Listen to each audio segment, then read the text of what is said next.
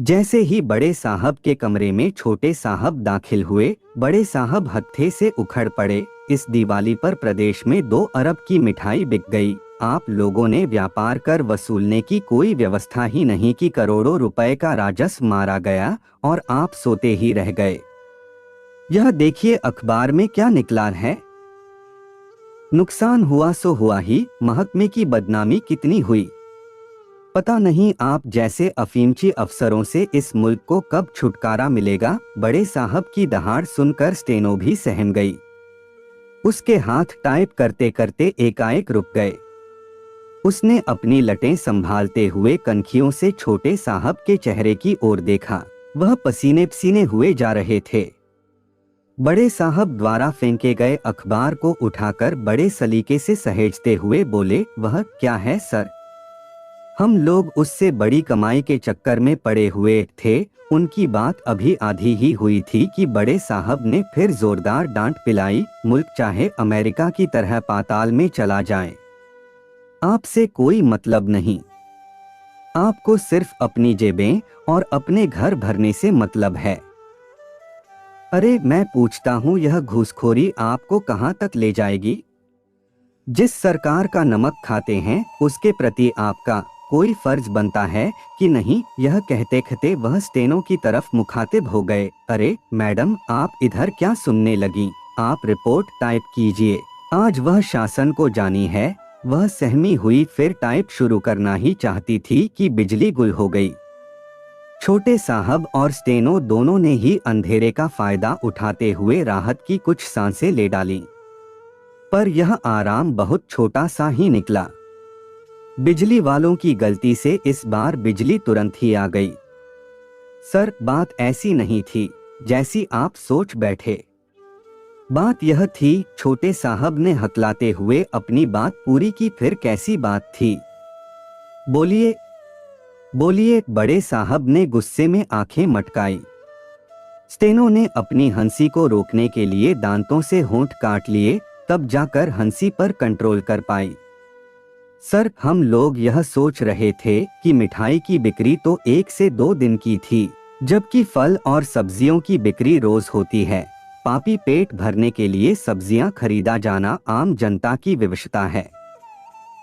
तो क्यों न उस पर इतना सुनना था कि बड़े साहब की आंखों में चमक आ गई। वह खुशी से उछल पड़े। अरे वाह, मेरे सोने के शेर, यह बात पहले क्यों नहीं बताई?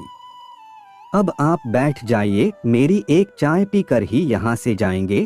कहते कहते फिर स्टेनो की तरफ मुड़े। मैडम, जो रिपोर्ट आप टाइप कर रही थीं, उसे फाड़ दीजिए।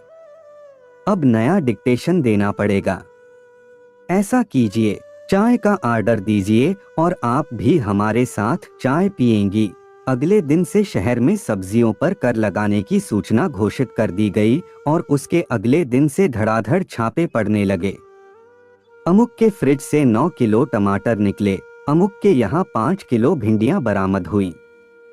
एक महिला 7 किलो शिमला मिर्च के साथ पकड़ी गई थी, पर 2 किलो के बदले में उसे छोड़ दिया। जब आईजी से इस बाबत बात की गई तो पता चला कि वह सब्जी बेचने वाली थी। उसने लाइसेंस के लिए केंद्रीय कार्यालय में अर्जी दी हुई है। शहर में सब्जी वालों के कोहराम के बावजूद अच्छा राजस्व आने लगा। बड़े साहब फूले नहीं समा रहे थे। एक दिन बड़े साहब सपरिवार आउटिंग पर थे। ऑफिस में सूचना भेज दी थी कि कोई पूछे तो मीटिंग में जाने की बात कह दी जाए। छोटे साहब और स्टेनो दोनों की तो जैसे लॉटरी लग गई। उस दिन सिवा चाय नाश्ते के कोई काम ही नहीं करना पड़ा।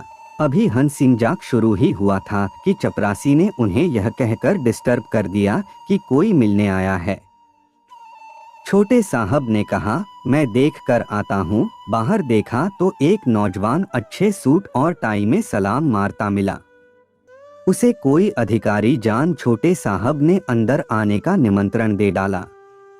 उसने हिचकिचाते हुए अपना परिचय दिया। मैं छोटा मोटा सब्जी का आढ़ती हूँ। इधर से गुजर रहा था तो सोचा क्यों न सलाम करता चलूं। यह कहते हुए वह स्टेनो की ओर मुखातिब हुआ। मैडम, यह 1 किलो सोया मेथी आपके लिए है। और ये 6 गोभी के फूल और 2 गड्डी धनिया। छोटे साहब आपके लिए। छोटे साहब ने इधर उधर देखा और पूछा, बड़े साहब के लिए? उसने दबी जबान से बताया, 1 पेटी टमाटर उनके घर पहुंचा आया हूं। बड़े साहब की रिपोर्ट शासन से होती हुई जब अमेरिका पहुंची तो वहां के नए राष्ट्रपति ने ऐलान किया कि अगर लोग हिंदुस्तान की सब्जी मार्केट में इन्वेस्ट करना शुरू कर दें तो वहां के स्टॉक मार्केट में आए भूचाल को समाप्त किया जा सकता है। एक अखबार ने हिंदुस्तान की फजूल खर्ची पर अफसोस जताते हुए खबर छापी, अगर चंद्रयान के प्रक्षेपण पर खर्च किए धन को सब्जी मार्केट में लगा दिया जाता तो उसके फायदे से लेहमैन जैसी 100 कंपनियां खरीदी जा सकती थीं।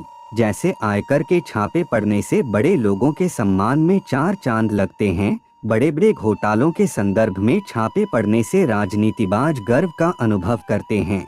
आपराधिक मुकदमों की संख्या देखकर चुनावी टिकट मिलने की संभावना बढ़ती है, वैसे ही सब्जी के संदर्भ में छापे पड़ने से सदियों से त्रस्त हम अल्पाय वालों को भी सम्मान मिल सकता है। यह सोचकर मैंने भी अपने मोहल्ले में अफवाह उड़ा दी कि मेरे घर में 5 किलो कद्दू है। छापे के इंतजार में कई दिन तक कहीं बाहर नहीं निकला। अपनी गली से निकलने वाले हर पुलिस वाले को देखकर ललचाता रहा कि शायद कोई आए, मेरा नाम भी अखबारों में छपे। 15 दिन की प्रतीक्षा के बाद जब मैं यह सोचने को विवश हो चुका था कि कहीं कद्दू को बीपीएल गरीबी रेखा के नीचे में तो नहीं रख दिया गया, तभी एक पुलिस वाला आ धमका। मेरी आंखों में चमक आ गई।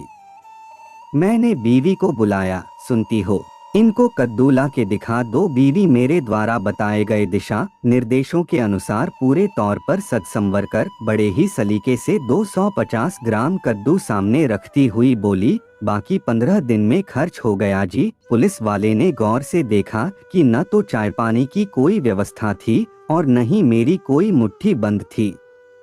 उसकी मुद्रा बता रही थी कि वह मेरी बीवी के साज श्रृंगार और मेरे व्यवहार दोनों ही से असंतुष्ट था। वह मेरी तरफ मुखातिब होकर बोला, आपको अफवाह फैलाने के अपराध में दरोगा जी ने थाने पर बुलवाया है। आपका समय निकलकर हमारे साथ था, इसके लिए आपका धन्यवाद। अगली बार फिर से मिलते हैं नए और रोचक वीडियो के साथ। चैनल को सब्सक्राइब करना न भूलें। धन्यवाद और शुभकामनाएं।